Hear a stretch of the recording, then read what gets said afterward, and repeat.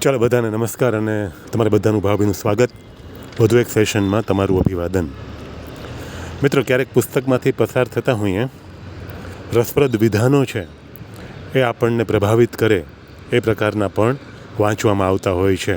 અમુક વિધાન પર ચિંતન મનન કરવાની જે મજા પડે છે એ એકદમ અનોખી હોય છે. અને ઘણી બધી વખત મને એવું થાય કે જ્યારે કોઈ પુસ્તક વંચાતું હોય એમાં અમુક વાક્યો, અમુક કન્વર્સેશન હોય, એમાં પણ ક્યારેક વાતચીત થતી હોય અને એમાં જે સંવાદો હોય તો કોઈ સંવાદ પણ ક્યારેક એ કક્ષાની એક અભિવ્યક્તિ બનતી હોય કે જે અદ્ભુત હોય, અનન્ય હોય, કાબિલે તારીફ હોય, આપણને પ્રભાવિત કરે, આપણને ઝકઝોળી નાખે, આપણને ચેતનવંતા બનાવી દે, આપણને વિચારવંત બનાવી દે અને આપણને એવું પણ ઇજન આપે કે આ મિત્રો સાથે શેર થવું જોઈએ.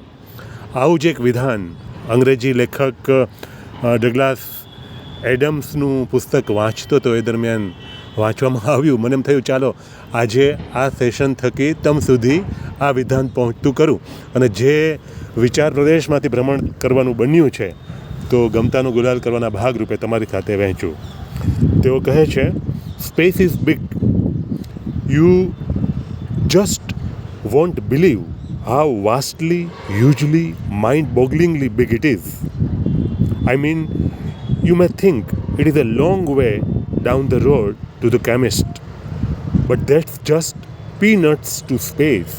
મિત્રો, અદ્ભુત વાત કરી છે. જે અવકાશ છે એ એટલો તો વિશાળ છે કે તમે એની કલ્પના કરી શકતા નથી. એ કલ્પનાતીત છે. બ્રહ્માંડની વિશાળતાની આ વાત થાય છે મિત્રો. કલ્પનાતીત રીતે વિશાળતા ધરાવે છે બ્રહ્માંડ. એ અવકાશ છે એ એટલો તો વિશાળ છે કે એની સરખામણી કોની સાથે કરવી. ઘણી વખત તમને એવું થાય કે તમે જ્યારે દવા લેવા માટે કેમિસ્ટની દુકાન સુધી જતા હો અને કદાચ ચાલીને જતા હો અથવા વાહન પર જતા હો, તમને એમ લાગે કે ખૂબ લાંબો રસ્તો છે, પણ એ લાંબો રસ્તો હકીકતમાં ક્યારેય આ અવકાશની સાપેક્ષે લાંબો નથી હોતો. પ્રતિકાત્મક રીતે વાત કરીએ તો એ મગફળીના દાણા જેટલો પણ નથી હોતો, એનાથી પણ ખૂબ સૂક્ષ્માતિ સૂક્ષ્મ એટલું અંતર ગણી શકાય. એટલે મિત્રો, ઘણી બધી વખત આપણને ઇજન આપતા હોય છે આ પ્રકારના વિધાન. ચિંતન મનન કરવા માટે વિશાળતા છે એની જ હોય છે મહાનતા. અને વિશાળ દૃષ્ટિકોણ રાખીએ, વિશાળ વિચાર દ્રષ્ટિ ધરાવતા થઈએ એ પ્રકારનું ઇજન આ વિધાન આપણને આપે. ઘણી બધી વખત આપણી મર્યાદા હોય એને કારણે આપણે વિશાળતાથી વિચારી શકતા ના હોઈએ, એ પ્રકારના કાર્ય કરતા ના હોઈએ.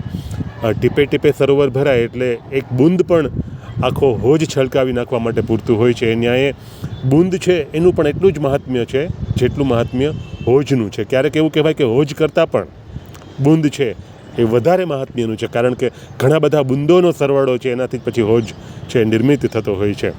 તો રસપ્રદ વિધાનો છે એ જ્યારે એકત્ર થતા હોય અને એની સંપદા પ્રાપ્ત થતી હોય, એ સંપદાનો સંચય થતો હોય તો અદ્ભુત આકાર લેતી હોય કોઈ એવી ઘટના, એવી બાબત, એવી અભિવ્યક્તિ કે જે ઝકઝોળી નાખે, ઝંકૃત કરી દે, પુલકિત કરી દે મન, હૃદય, આત્માને. એટલે આ વિધાન ડગલાસ એડમ્સ પોતાના પુસ્તકમાં લખે, વિશાળતાની વાત કરે, અવકાશની વાત કરે, ફુરસદની પણ સાથે સાથે વાત થાય કે ઘણી બધી વખત ફુરસદની ક્ષણ હોય તો શું કરી શકાય. ઘણું બધું કરી શકાય.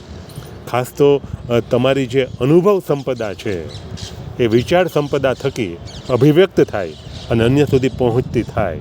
માધ્યમ કોઈ પણ હોઈ શકે. અત્યારે આ માધ્યમ થકી હું તમ સુધી પહોંચી રહ્યો છું. માધ્યમ કોઈ પણ હોય, એ વાચિકમ પણ હોઈ શકે, તમે લેખિત સ્વરૂપે પણ વાત કરી શકો, અભિવ્યક્ત કરી શકો વિચારોને સંવાદ થકી, કોઈ ક્લિપ થકી, કોઈ સેશન થકી, કન્વર્સેશન થકી. કન્વર્સેશન એટલે સંવાદ હોય છે. વાતચીતની કલા અદ્ભુત કલા છે. એ કલા છે એ તમને શિરમોર કહી શકાય એ પ્રકારના ફાયદાઓ કરાવી આપવા માટેની સક્ષમતા ધરાવતી હોય છે.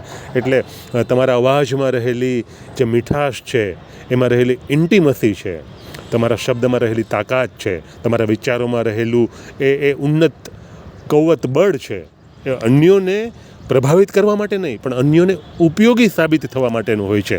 તમે રાહ ચીંધો છો, તમે કોઈને માર્ગ ચીંધો છો, તમે આંગળી ચીંધ્યાનું પુણ્ય કમાવા માટેનો પ્રયત્ન કરો છો મિત્રો, તો આ સંપદા છે સમગ્રતાથી આપણને બધાને કલેક્ટિવ વિઝડમ બનીને આપણને કલેક્ટિવ પ્રોગ્રેસમાં મદદરૂપ સાબિત થતી હોય.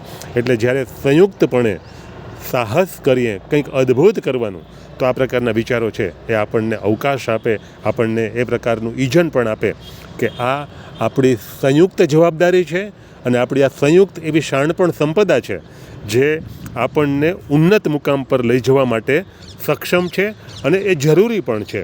એટલે જ્યારે પણ આ પ્રકારની વાત વાંચીએ, વિધાનમાંથી પસાર થઈએ, તો મુલતવી કદી ન રખાય ગમતાનો ગુલાલ કરવાનું કાર્ય.